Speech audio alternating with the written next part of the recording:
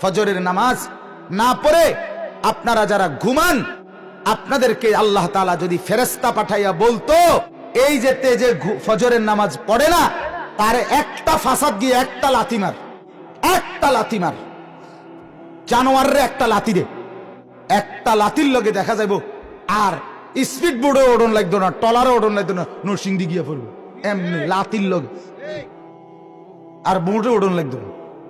পারে না আল্লাহ তাআলা? তাইলে কি পরিমাণ দয়া করছে, কতবার ছেড়ে দিচ্ছে বলেন না বাপ।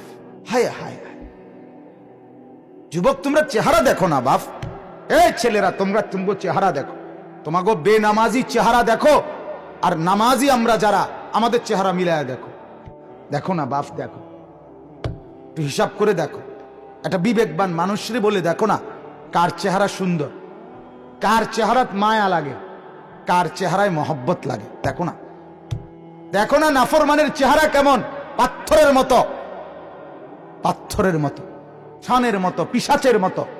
ইমানদারের চেহারা নূরে নূরে চমকা।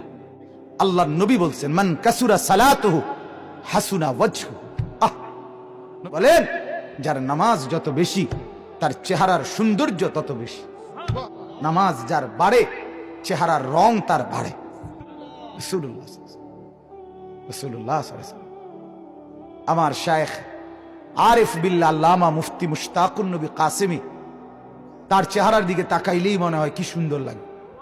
আমি অনেক সময় বলি যে যদি কেউ বলে হযরত আপনি কি পাউডারটা ব্যবহার করেন, যদি বলতেন আপনার ক্রিমটা কি কোম্পানি, উনি বলবে হ্যাঁ আমি না রাত গভীরে তাহাজ্জুদের সেজদায় মালিকের জন্য চোখের পানি যখন ছাড়ি সেই ক্রিমটা ব্যবহার করি।